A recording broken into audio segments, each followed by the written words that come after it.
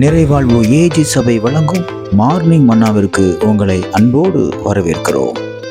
கர்த்தருடைய பரிசுத்த நாமம் மகிமைப்படுவதாக. இந்த நாளில் உங்களை சந்திப்பதிலே மிகுந்த சந்தோஷம். எனக்கு அன்பான தேவ பிள்ளைகளே, எங்க குடும்பத்துல அப்படிலாம் நடக்குது, எனக்கு இப்படி பிரச்சனையா இருக்குது, எங்க வீட்டுல உள்ளவங்களுக்கு இப்படிலாம் பிரச்சனையா இருக்குது, வியாதியா இருக்குது, நிறைய பிரச்சனையை நாங்க சந்திச்சுக்கிட்டே இருக்கிறோம்.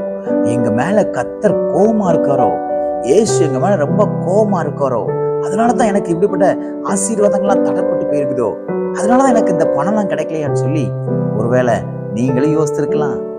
மற்ற யாராவது உங்கள்கிட்ட இப்படி சொல்லியிருக்கலாம், உனக்கு இப்படிலாம் நடக்குதுன்னா தேவன் உன் மேல ஏதோ ஒரு கோபமா இருக்காரு, அவர்கிட்ட கேளு, ஏன் ஆண்டவரே என் மேல கோபமா இருக்கீங்கன்னு கேளு, அவர் அதை உணர்த்துவார்னு சொல்லி யாராவது உங்களத்துல அப்படி சொல்லியிருக்காங்களா?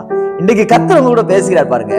ஓசியா எழுதின தீர்க்கதரிசன புஸ்தகம் 14ஆம் அதிகாரம் 4வது வசனத்துடைய கடைசி பகுதி இப்படியாக சொல்லுகிறது, அவர்களை மனப்பூர்வமாய் சிநேகிப்பேன், என் கோபம் அவர்களை விட்டு நீங்கிற்று.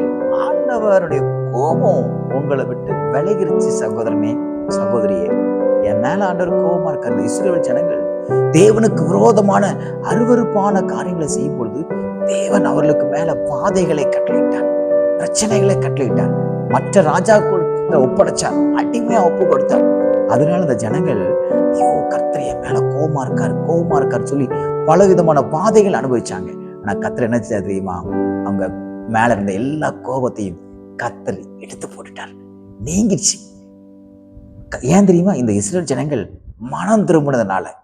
நிறைய காரியங்களை, தேவனுக்கு விரோதமான காரியத்தை நீங்க செய்யும் பொழுது தேவனுடைய கோபம் உங்களுக்கு மேல வரும், உங்க குடும்பத்துக்கு மேல வரலாம்.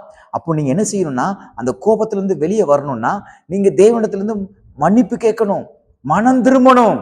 நீங்க செய்த தவறுகளை ஒத்துக்கொண்டு, ஆண்டவரே நான் இனி இப்படிப்பட்ட வாழ்க்கை வாழ மாட்டேன், உமக்காக வாழுவேன் என்று நீங்கள் தேவனிடத்திலே உங்கள் வாழ்க்கையை ஒப்பு கொடுக்கும் பொழுது, மனம் திரும்பும் பொழுது தேவனுடைய கோபம் உங்களை விட்டு நீங்கும்.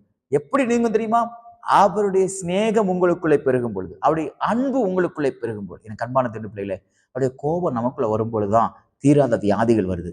அவருடைய கோபம் நமக்குள்ள இருக்க போய் தான் நமக்கு எந்த காரியத்தை எடுத்தாலும் ஒரு ஃபெயிலியர்ஸை நம்ம சந்திக்கிறோம். அவருடைய கோபம் நமக்குள்ள வரப்போய் தான் நம்ம தொட்ட காரியமெல்லாம் உடஞ்சு போயிடுது. ஆனா இன்னைக்கு கர்த்தர் சொல்றாரு, என் கோபத்தை நான் உன்கிட்ட நான் எடுத்து போட்டேன், ஏன்னா நான் உன்னை ரொம்ப சிநேகிக்கிறேன், ஏன்னா நீ மனம் திரும்பிட்ட பத்தியா, பாவ வாழ்க்கையை விட்டுட்ட, ஆமென், பரிசுத்தமாய் வாழ ஆரம்பிச்சுட்டேன், நீ என்னுடைய பிள்ளைய வாழுகிறே, ஆகையால் இனி உன்னுடைய வாழ்க்கையில என்னுடைய கோபம் பற்றி எரியாது, இனி இப்படிப்பட்ட வாதைகள் உனக்கு வராது, இனி இப்படிப்பட்ட இழப்புகள் உனக்கு வராது, இனி இப்படிப்பட்ட தயக்கங்கள் உனக்குள்ள வராது, இனி இப்படிப்பட்ட கடன் பிரச்சனைகள் உனக்கு வராது, இனி குழந்தை பிறப்பை நான் தடுக்க மாட்டேன், இனி நான் உன்னுடைய எதிர்காலத்தை நான் ஆசீர்வதிப்பேன், இனி உன் வருங்காலத்தை என் கரத்தில் எடுத்து நடத்துவேன் என்று கர்த்தர் சொல்லுகிறார். பயப்படாதீங்க, கர்த்தருடைய கோபம் இன்றோடு உங்களை விட்டு நீங்கி விட்டது.